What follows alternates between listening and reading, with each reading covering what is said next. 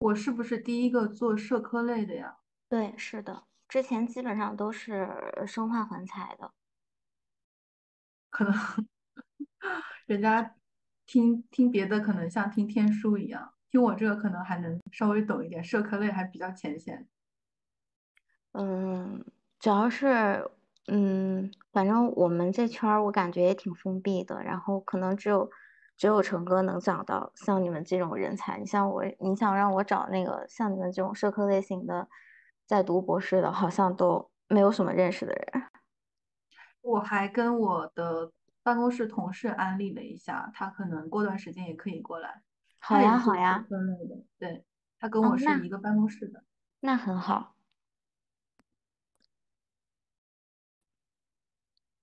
我写点儿稿。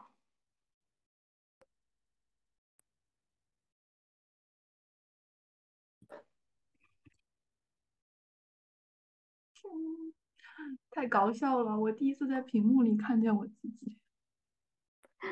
我写一，哎呀，我这个怎么介绍你比较好呢？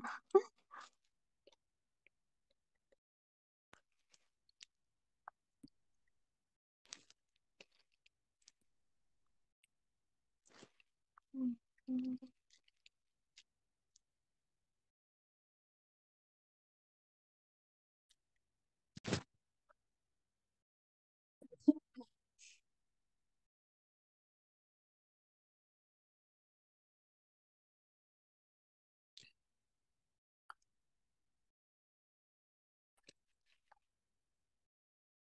嗯，那我就开始了。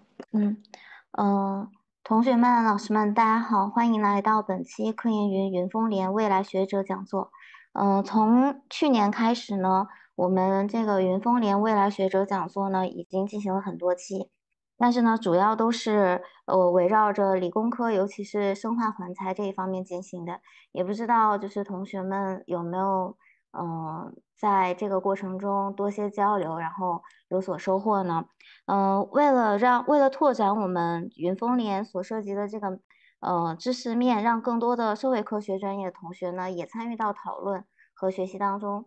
本期呢，我们那个特别的邀请到了来自于悉尼大学的毛诗漫博士，为我们带来他今天关于二语习得与写作研究的这个讲座。下面呢，请允许我介绍一下毛诗漫博士。毛诗曼，悉尼大学博士研究生，研究领域二语习得、二语写作、移动语言学，在2017至2020年期间发表3篇学术论文，其中 SSCI 刊物于《Journal of Second Language Writing》上发表。我们毛诗曼博士还作为中国留学生代表参加了悉尼市长举办的新南威尔士州学生颁奖典礼。2015年于悉尼获得中国研究优秀成果奖，2014至2016年副校长奖学金。那么我们下面就欢迎毛诗曼博士带来他关于二语习得与写作研究的这方面的内容。好了，您这边可以共享你的 PPT 了，可以看到吗？可以可以，那您这边就开始吧。好的。Hello，大家好，我是毛诗曼，现在是悉尼大学的博士研究生。我今天要分享的这个学习经验和知识方面呢，是关于应用语言学和二语习得与写作方面的。在开始之前呢，非常感谢主持人王佳，对我进行了精彩的介绍。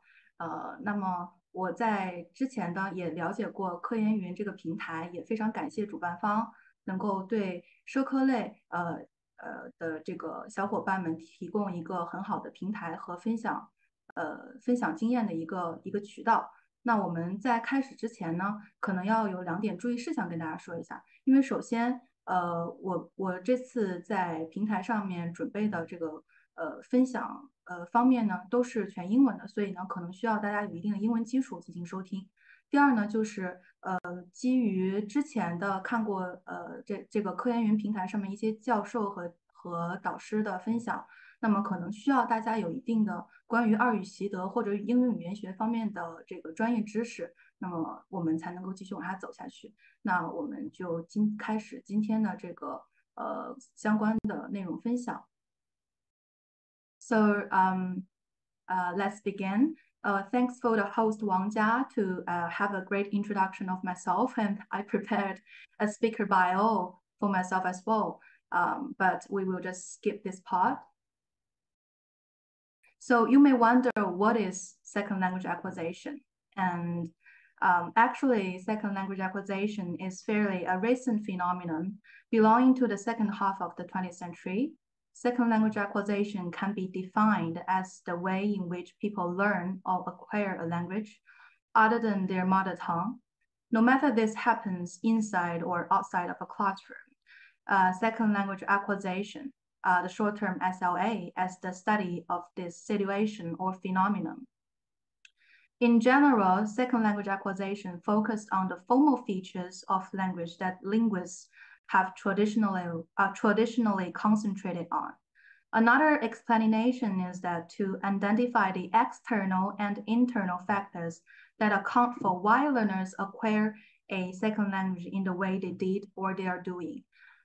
The external factors such as social culture awareness, cross-cultural awareness, and internal factors such as speech anxiety and things like that.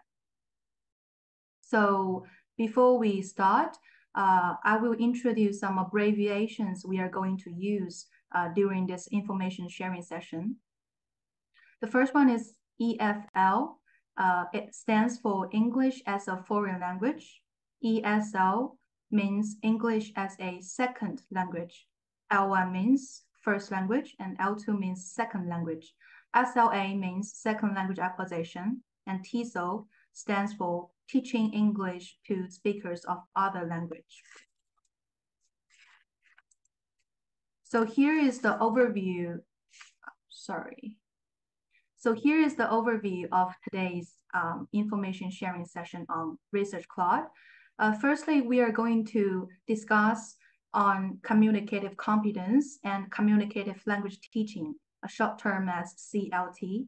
And then we will review a research paper together. And the first author is me. So let's look at communicative competence and communicative language teaching firstly. So the aim of communicative language teaching is to examine the current approaches to TESOL and second language teaching in the context of current understanding of second language acquisition. And it may help you to build the knowledge system regarding the historical background of the innovative methods to teach ESL or EFL learners if you are a language teacher. And also, after this sharing session, you may share your valuable experience with your friends or your workmates and exchange ideas to improve and develop your own English teaching programs. So there are quite a few key concepts of communicative language teaching as following. Communicative language teaching actually emphasizes on the goal of language learning is communicative competence, which is also the core of this kind of pedagogy or teaching method. And language is seen as a medium of communication.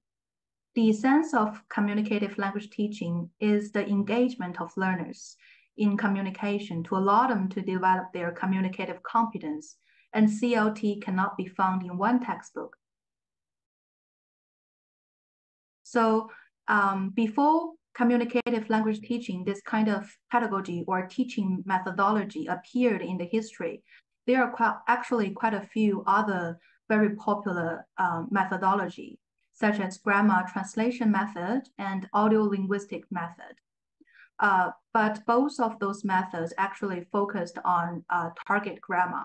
And if you are interested in other different teaching methodologies, maybe you can have a look at Richard and Rogers' publication in both 2001 and 2014. So actually, I prepared a discussion session, but I will just let you to reflect on yourself. So beyond the scope of applied linguistic or language teaching, language pedagogy, you can actually also reflect on this topic or concept. What is communication? What determines success in communication? Are some people better communicators than others? And what is the reason for that? And if you have a scenario actually happened in your head, would you please list some characteristics of good or bad communication? So as far as I'm concerned, and according to the literature in history, there are quite a few resources required for successful communication, such as grammar, which is also called syntax in applied linguistic area, and language learners or people may need to build their vocabulary list and have a very comprehensive sound system. And you also may need have the knowledge of the topic as well. As for speech acts, sometimes people need to use different purposes or functions of the sentence or the utterance. For example, if you want to apologize, you want to order something in a cafeteria, or you want to thank someone to express your gratitude or decline a request. So people use language to form different actions. And also sometimes language learners may need to use the technique of using different kind of language forms effectively or persuasively in spoken or written form. And specifically speaking, for oral communication, resources such as turn-taking patterns, intonations, body language, gestures, eye gaze are very essential for building a successful communication. So as we mentioned before, communicative competence is the core of communicative language teaching pedagogy. And what is communicative competence? Actually, it is the ability to function in a truly communicative setting that allows learners to communicate with other speakers effectively and spontaneously. And if both of the conversation message receiver and provider had build a great communicative competence, they can achieve a high level or a successful level of negotiation of meaning between the speakers. So in fact, communicative competence can be categorized into 4 different competence, including grammatical competence, social linguistic competence, discourse competence, and strategic competence. As for the first one, grammatical competence, it is also called linguistic competence by a very successful linguistic researcher, Noam Chomsky. And according to him, he said grammatical competence is the competence for language users to master the linguistic code. And it is the ability to recognize the lexical, syntactical, different kinds of features of a language.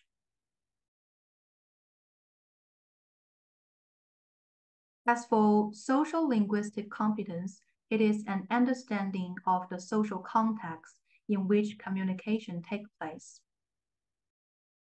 And so, for example, social context factors such as the communicator's age, their gender, their social status, and also their relationship to each other. Which one is more powerful? Which one is more powerless?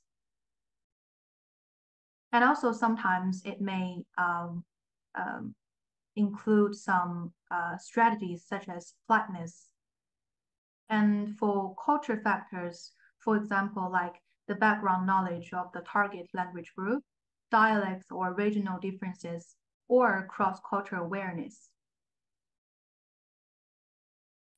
As for discourse competence, this is the ability to produce and interpret language beyond the sentence level. And when we speak of a discourse competence, there are two very important concepts or words we have to mention about. The first one is cohesion, and the second one is coherence. You may hear this a lot from your previous English teachers when you were taking English classes. Cohesion actually is the local connections or structural links between individual sentences.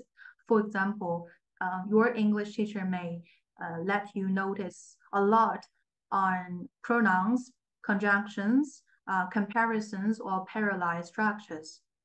On the other hand, coherence, it is actually the contextual property of a text.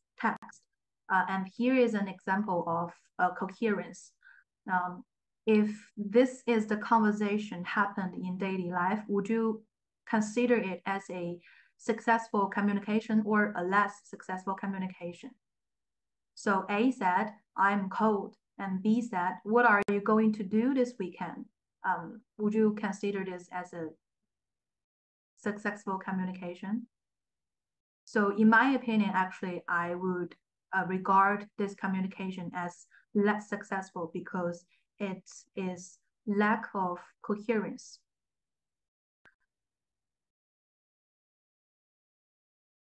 And there's another thing we need to mention when we think of discourse competence, that is grammar and discourse. So what is the relationship between grammar and discourse? For example, if we use grammar and discourse to build a metaphor, we would say grammar is the bricks to build a building, and discourse is the building itself, such as an art gallery or a teaching building, things like that. So grammar is to form grammatical units, such as a clause, a phrase, or a sentence. However, discourse is a larger unit of language. For example, like paragraphs, conversations, and interviews. And the last one, I think, that is the strategic competence. It is the coping strategies that help communicators employ to terminate, maintain, repair, or redirect communication. And I have found four very useful strategic strategies for language learners to use during their conversation. The first one is achievement, second one is time gaining, and third one is self-monitoring, and the fourth one is social. I will just give one example due to the time limitation. For example, if you want to use self-monitoring strategy, you can use phrases like, in my opinion, to gain the opportunity to monitor yourself. So the difference between social linguistic and discourse competence is that social linguistic competence is regarding the background or the contextual knowledge, such as the conversation participants, the setting, the situations, and the norms. As for the discourse competence, it is the understanding of cohesion, as we mentioned before, and the generic structure. So after the information sharing above, maybe afterwards you can have a self-reflection practice. So to double check if you understand it or not. And let's move to the second part of this sharing session. That is a research I published in 2019. And the title is A Case Study of Written Corrected Feedback in a Chinese EFL Context, Teachers' Beliefs and Their Real Practice. And the first author is me, and my co-author is Dr. Peter Crossway. And it is published on the Journal of Second Language Writing. And here's the outline of the following part. Firstly, I will introduce about the topic and the background information. And then we will have a look at the significance of the study, review the literature, talk about the methodology and the results. And finally, we will see the conclusion, implications, and limitations of the study as well. And then we will have the question time.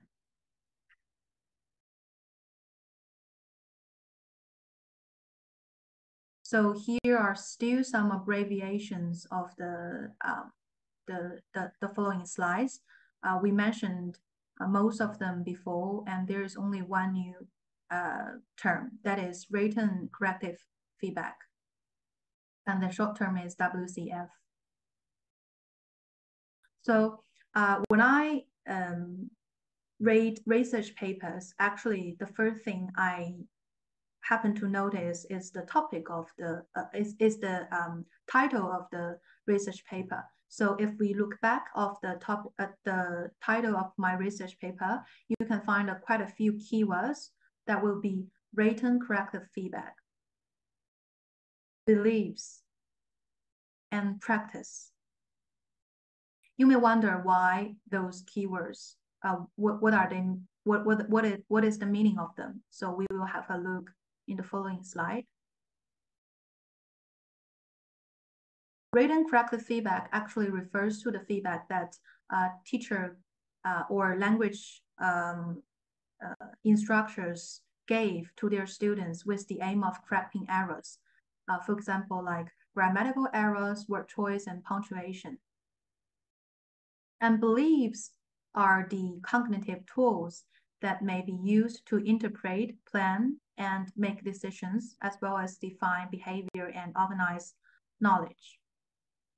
The relationship between practice and beliefs are very interesting because you can see practice and belief often vary in with each other. Because teachers' beliefs can influence their practice, and also a change in the practice can lead to a change in the belief itself. The significance of the study is to identify of the forms of focus of teachers' feedback practice, and to determine whether their beliefs on their practice are in alignment or misalignment. And in some degree, it can help teachers understand their position regarding written feedback and learning when to apply different forms of feedback. So let's have a look at the literature we have reviewed. Based on the previous literature, there are actually 6 types of feedback forms me and my co-author found. The first one is direct feedback, and the followings are indirect feedback, focused and unfocused feedback, feedback on local and global issues. So those 6 feedback can actually be categorized into 3 categories, according to type, extent, and focus.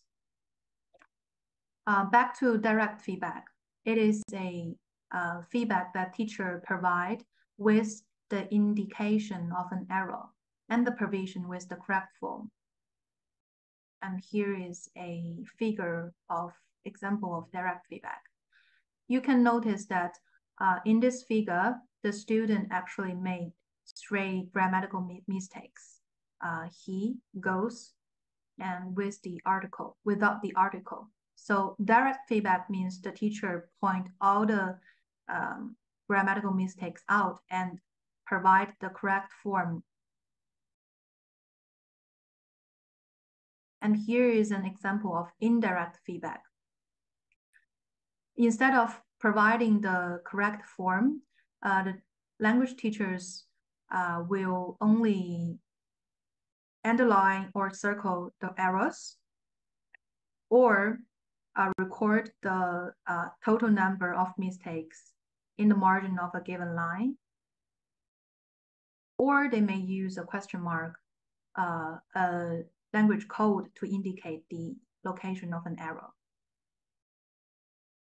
Otherwise, they will just use a code to indicate the type of the error. For example, VT means verb tense, and WF means wrong form.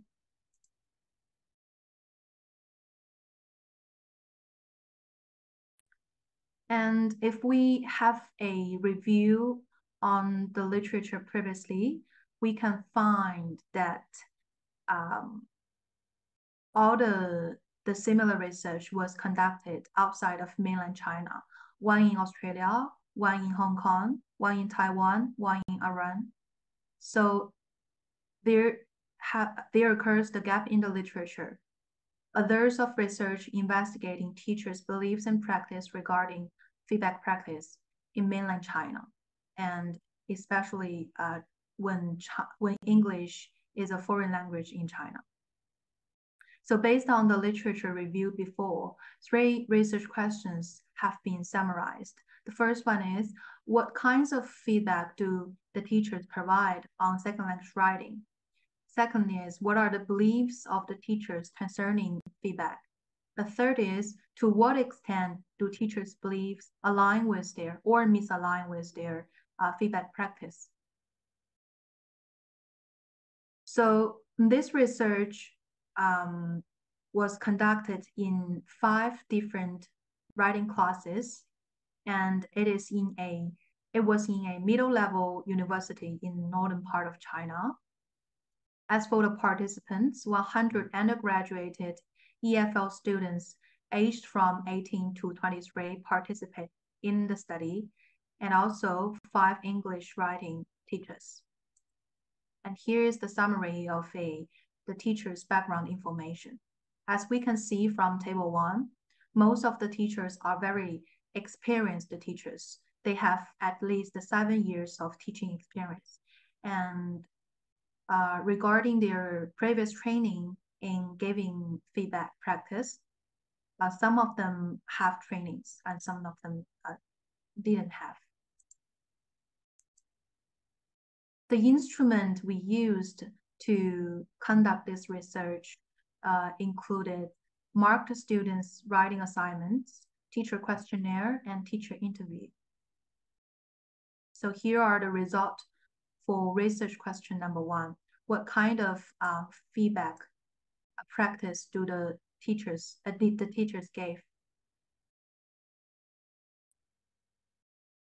Based on 100 marked students' assignments, in total, we found 763 feedback that the teacher gave. And each feedback, we would say that will be 1 point. So I will just use feedback point in the following slides.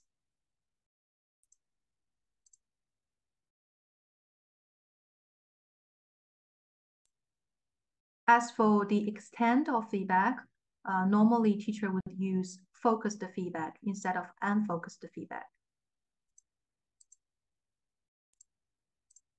And the teachers preferred using indirect feedback rather than direct feedback. As we mentioned before, there are 4 types of indirect feedback forms. The most popular one was underlying or circling. It actually took 38% of the whole indirect feedback use. And it is very interesting to see that nobody used the method of recording in the margin on a given line. As for the focus of feedback, the teachers in my research, they paid more attention on local issues rather than global issues.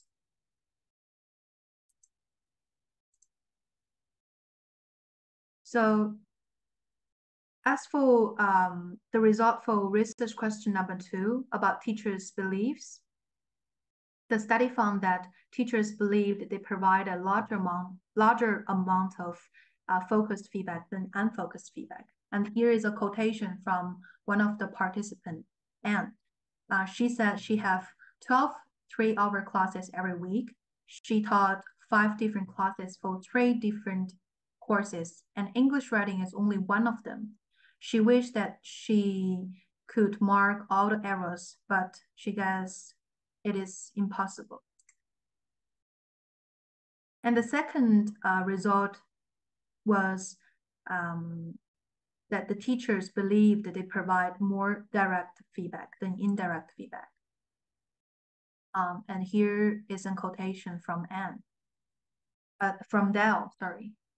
She preferred pointing out the grammatical mistakes immediately.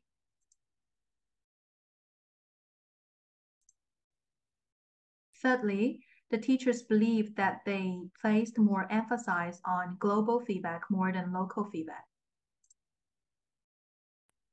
And this is the teachers' belief about global and local issues. And as you can see that they all agree that content is their mainly focus.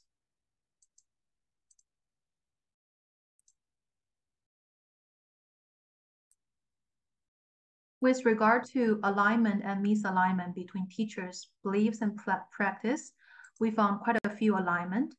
Teachers' beliefs and practice are generally aligned in terms of the provision of focused or unfocused feedback due to their workload and student uptake of the feedback for revisions.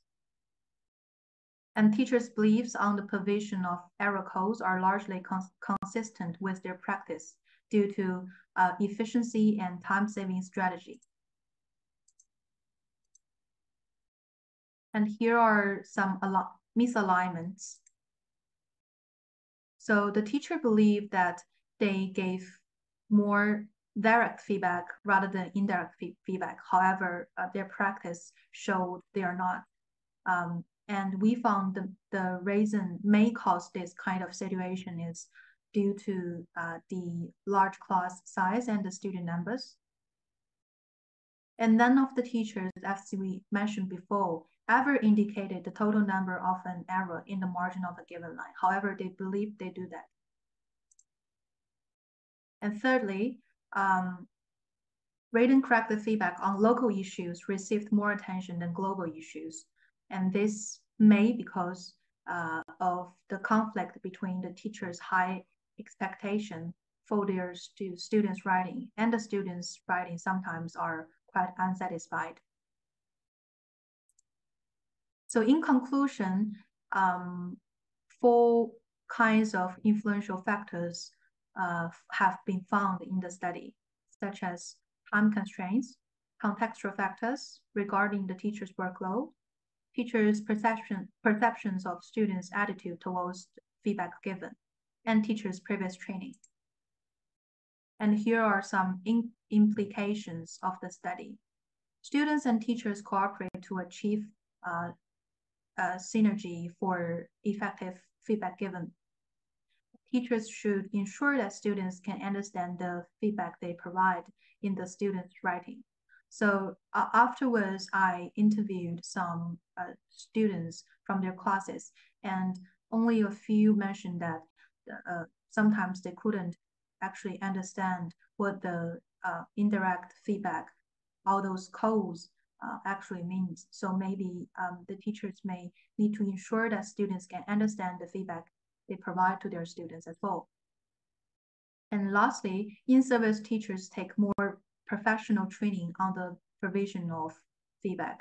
As we can see from the background of those teachers, some of them had previous training, but some of them didn't.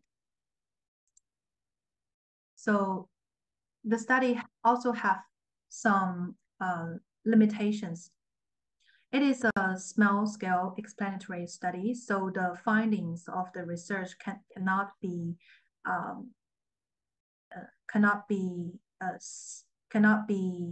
seen as a universal conclusion. And the teacher's feedback practice may vary according to examination period, and other busy period because the data was collected during a whole semester. And here are the references I used today for today's information sharing session. And thank you. Thank you for listening.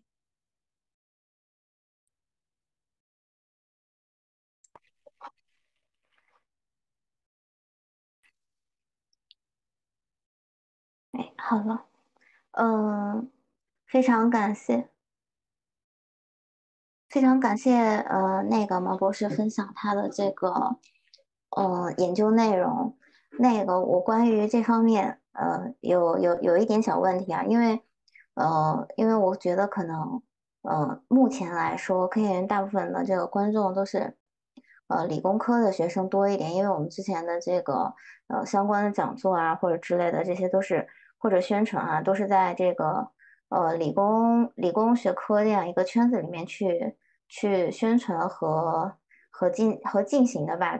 但是呢，就是可能我也不是很懂，就是我特别想知道，就是您在从读本科，然后在最后选择这样一个就是研究方向的时候，是什么激发了你的兴趣呢？嗯，首先我本科的时候学的是英国语言文学，然后和翻译专业。然后在本科阶段的时候呢，其实我有一个很好的老师，他有建议我们相关专业的学生去进修一些语言学和应用语言学方面的课程。所以我当时也是受到了老师的启发，然后学习在本科阶段就接触和学习到了很多语言学方面的知识。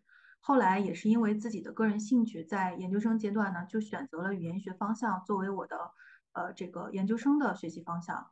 然后在研究生阶段的时候呢，其实这个是一个蛮有趣的事情，就是我们的课程设置上面，它有一个要求，就是你在专业成绩排名5%到10%左右的学生，就是前5%或者前10%左右的学生，你可以去选择做一个 research，就是做一个科研。那么会有不同的导师来进行，就是来帮助你。我当时呢，就是因为在阅读文献的时候，对于二语习得和二语写作方面是非常感兴趣的，然后因此也在研究生阶段的时候做了这样一个研究。那么就一连串的连锁反应，导致我在读博士的阶段呢，继续选择了这样的一个方向二语习得，然后同时加了一个新的研究项目，就是移动语言习得，然后作为我的研究方向。啊，非常谢谢毛博士关于这方面的问答啊。我还有一个小问题嘛，就是关于语言学这一方面，就是怎么说呢？就是刚刚您那边开始讲的时候，讲了一些关于这个人是对这个就是第二门how to say，就是就二外这个东西的。也不算是二嗯外吧，就第二种语言就不是 mother language 的那种，就嗯。是一种就是认知和感知。那我觉得可能是不是这方面跟我们这个人体构造啊，还有这方面也有很大的关系。不知道就是你们这种语言学方面研究会不会对呃，就是说人的生理构造或者说神经方面是如何处理这种语言类的这些东西的，有没有这方面的一些研究呢？有的，我觉得你这个问题是特别好的，而且就是这个是现在在国内慢慢也是在兴起的一个方向。我不知道你有没有听过一个词汇叫做失语症。这个症嗯状呢，通常会在小孩子小的时候，或者是成年人中风了之后会发生的一个现象。它嗯的现象表现呢，一般是有两种，一种就是关于词汇方面的，比如说我想说桌子的时候，我可能会说到相应其他的家具，可能会说到冰箱或者是洗衣机。那么我想，另外一种呢，就是另外一种这个失语症的表现呢，就在于说我的这个语法体系遭到了破坏。那么针对这几种病症呢，其实有一个很不错的相关于语言学的方向，叫做就是这个语言治疗。有一些你可以现在有一些短视频的平台也会看到有一部分的这个从业者在进行这方面的研究，然后也在帮助患有这个失语症的小朋友或者是成年人进行语言的康复训练，这是一个很值得关注和研究的一个方向。然后也希望能够有越来越多的这个从业者或者是我的其他的同事们能够进行这个方向的研究。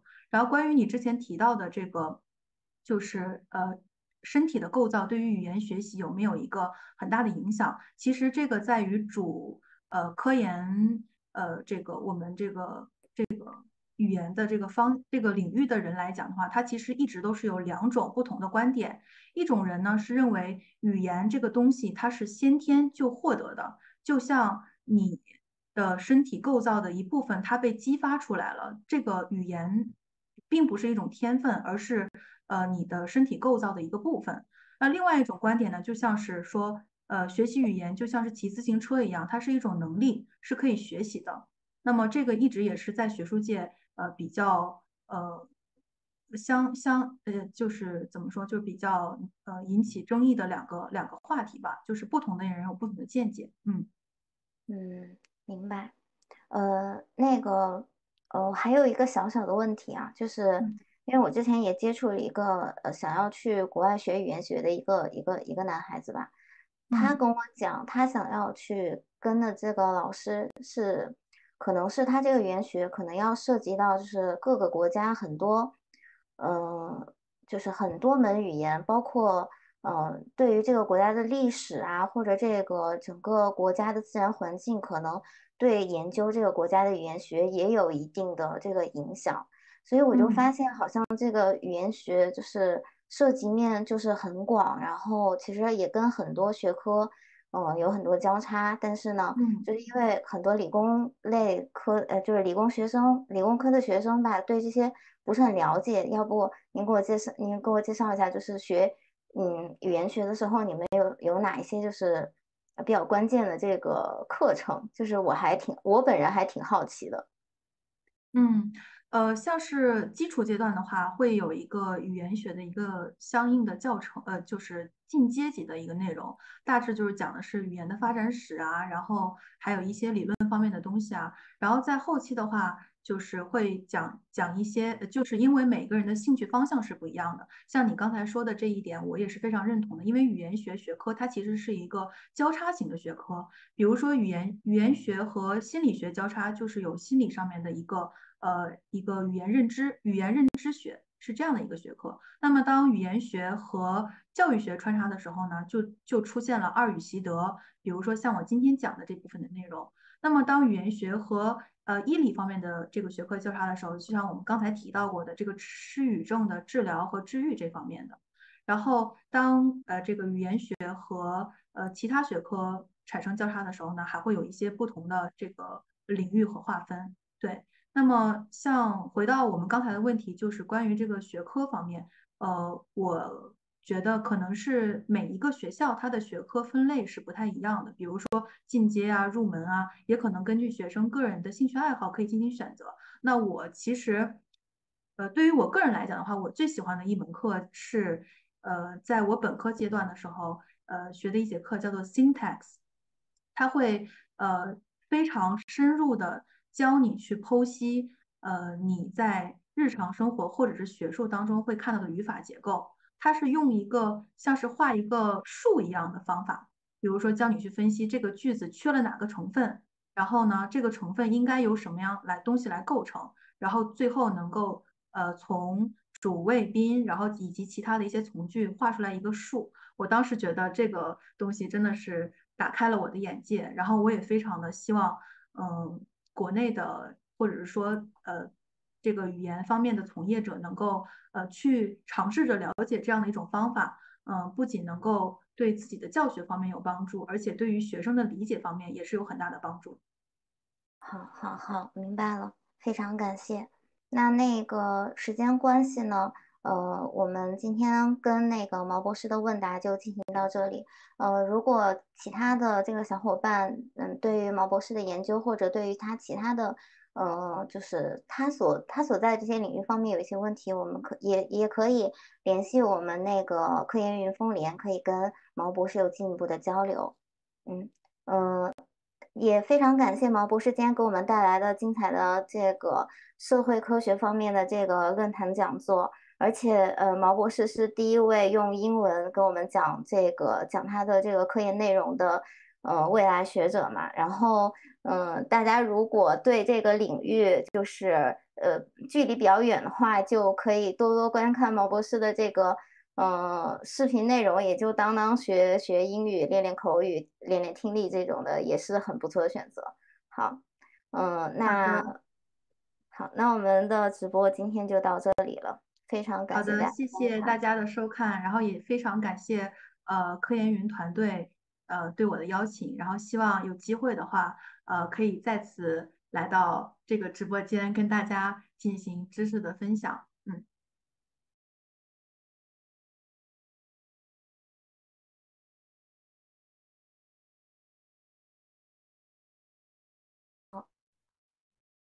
结束了吗？今天？